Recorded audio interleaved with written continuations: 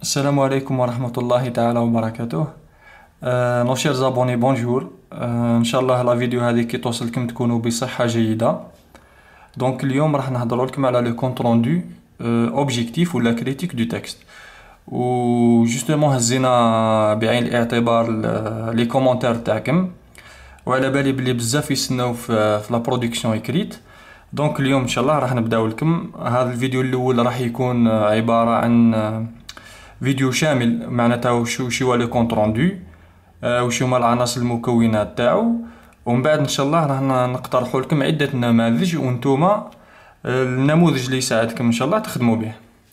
بون نبداو. دونك لو كونت روندو وش هو عبارة عن تقرير حول حدث، حصة تلفزية، فيلم، مباراة، اجتماع او نص. هنا اللي يهمنا النص.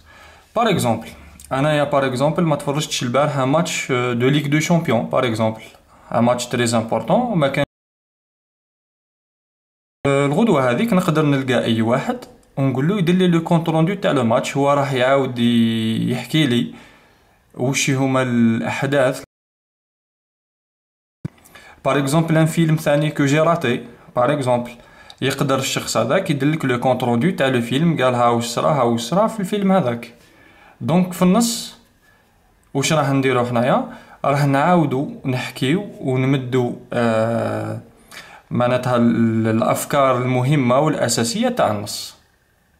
دونك باش ننجح انايا في كتابه لو كونت روندو تاعي باش يكون مليح، لازم عليا نتابع عده خطوات ونزيد نحاول اني نحترم واحد لي كونساي اللي راح نمدهم لكم، واللي هما الحاجه الاولى لازم نركز اني نمد الا المعلومات المهمه فقط. دونك اعطاء المعلومات المهمه فقط، كل ما هو ثانوي نحيه لانه سي ان كونت روندو. اثنين، استعمال الكلمات الخاصه بك وليس كلمات الكاتب، الا الكلمات المفتاحيه المتواجده في النص يمكنك اعاده استعمالها. معناتها من المستحسن انك تعاود الصيغه، انك الحاجه اللي فهمتها معناتها من الفكره هذيك تعاود الصيغه بالطريقه الشخصيه تاعك، معناتها باسلوبك وبكلماتك نتايا. وفي حالة ما إذا كانت هناك كلمات مفتاحية وما قدرتش بار اكزومبل تلقى لها دي سينونيم ولا تعيد الصيغة، ما كانش مشكل كي تعاود تستعملها. تروا، ماناش مطالبين باتباع ترتيب أفكار النص، معناتها نقدر نبدأ بالفكرة الأخيرة ومن بعد ننتقل للفكرة الأولى ومن بعد نرجع للفكرة الثالثة. هنا يا أوكان بروبليم. ليسونسيال سي دوني لي زانفورماسيون لي بلوز امبورطونت. الترتيب ما يهمش. وهنايا على ديفيرونس دي ريزومي، لو ريزومي لازم نحترم فيه الافكار وتسلسل الافكار، معناتها نحترم الفكره الاولى الثانيه والثالثه والرابعه. بصح هنا لا. هنا دونك لو كونت روندو دوا تاتر ايكري على تروازيام بيرسون دي سينغولير، معناتها لازم نستعملو الضمير il.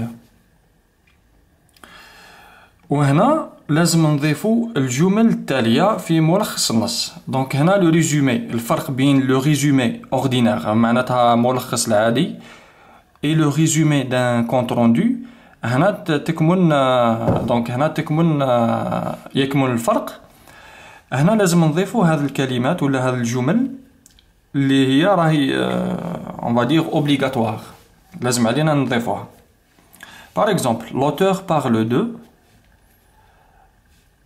هنا شوفوا مليح، لوتور نقدر نحط انا ديريكتومون اسم الكاتب، ولا نحط ليستوريان، ولا لو جورناليست، ولا ليكريفان، ولا لو ناراتور، ولا لينونسياتور، ولا جو مي ديريكتومون لو برونون il. دركا كي نجيو لي زيكسبرسيون، دونك عندنا لوتور بارل دو، الكاتب يتكلم على، دونك بارلي دو. هنا ماهوش شرط ندير هادو، معناتها نتوما حاولوا تحفظوا 4 منهم ولا 6. سا ديبون دو تكست. هو جينيرالمون لي تكست يكونوا فيهم 4 افكار، بصح قادر يكونوا قل وقادر يكونوا اكثر، سا ديبون. نهز وحده، نهز دونك 4 ولا 5 نشفي عليهم باش نقدر نخدم بهم لو كونت روندو. دونك جو بو ماتر لوتور بارل دو، الكاتب يتكلم على، ولا اسم الكاتب ديريكتومون مونتر كو، يبين ان، ولا ليستوريان معناتها المؤرخ ايفوك، هنايا يذكر ان، ولا لو جورناليست اجوت par exemple الصحفي أضاف ولا l'écrivain dit que الكاتب يقول ولا قال. Le narrateur met l'accent sur هنا الراوي شدد على donc il met l'accent sur. L'énonciateur insère هنا المتكلم يدرج وشدرج في النص تاعو ولا هنا témoigne ou bien donc هنا témoigne يشهد ولا insère un témoignage يدرج الشهادة ولا insiste sur يركز على. دونك هنا على واش مدينا لكم هذو الكل معناتها حسب النص. اذا كان النص تاعي عرفت باللي celui qui parle ولا celui qui a écrit le texte c'est un historien معناتها راح نقول l'historien parle de, l'historien montre que, l'historien évoque, l'historien ajoute et ainsi de suite. اذا كان celui qui a écrit le texte c'est un journaliste نقول le journaliste parle de, le journaliste évoque, le journaliste met l'accent sur, le journaliste insère et ainsi de suite. معناتها حسب النص. وانايا في لا فيديو الجايه ان شاء الله راح نعطي لكم كيفاش تعرفوا اسكو celui qui a écrit le texte donc c'est un journaliste ولا c'est un historien ولا écrivain كيفاش نعرفوه.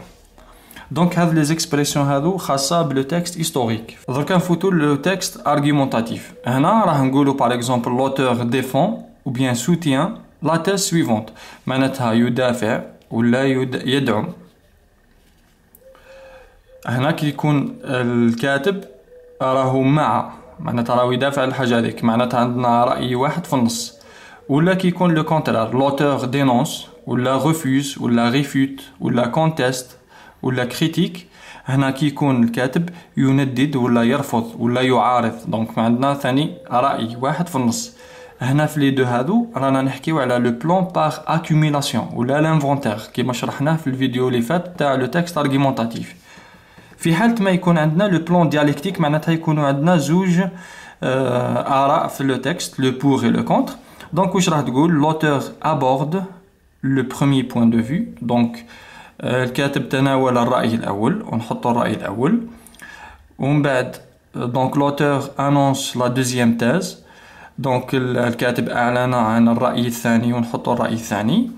À la fin du texte في la conclusion تاعنا راح نقولو l'auteur donne son point de vue ولا l'auteur prend position معناتها مد الرأي تاعو الشخصي أو موقف الكاتب الشخصي من الحاجة هذيك. هذا فيما يخص لو تكست ارغيومونتاتيف. كي نروحو لو تكست اكزورتاتيف دونك هنا عندنا لو تكست اكزورتاتيف يتكون من 3 بارتي. الأولى سي لا بارتي اكسبوزيتيف راح نقولو l'auteur expose le problème ولا لا problématique يعرض المشكل ولا الإشكالية. La deuxième partie l'auteur donne des arguments ولا argumente معناتها يستعمل الحجج ليقنع بهم القارئ. Et la troisième partie l'auteur exhorte وهنا exhorte معناتها الكاتب يوجه نداء من أجل التغيير. دونك هذو سو سون لي زيكسبرسيون هذو اللي خاصين بلو تكست اكزورتاتيف. دركا نجيو النقاط الثانية اللي لازم نحترموها باش نديرو ان بون كونت روندو. لازم نحترمو عدد الكلمات المطلوب منا. جينيرالمون يقول لك لو تيير دو تكست ثلث النص اللي هو حوالي 100 كلمة باسكو لو تكست تاع الباك راهو ما بين 280 و 300 كلمة. دونك هنا نشوفو لي ديفيرونت بارتي تاع لو كونت روندو. دونك يتكون سواء من زوج اجزاء ولا 3 حسب الشعبة.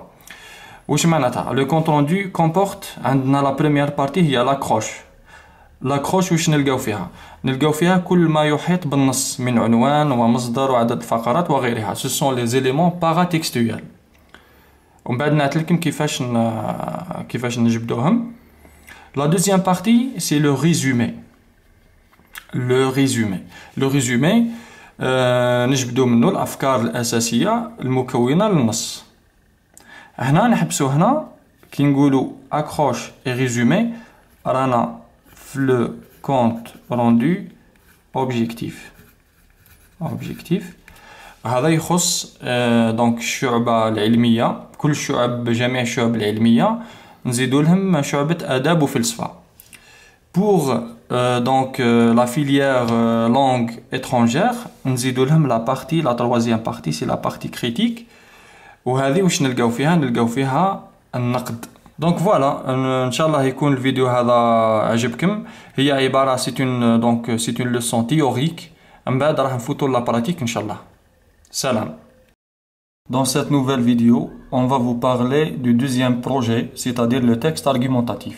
Le texte argumentatif ou النص الحجاجي يهدف إلى وش هو le but تاعو. Donc le but c'est de convaincre et persuader le destinataire.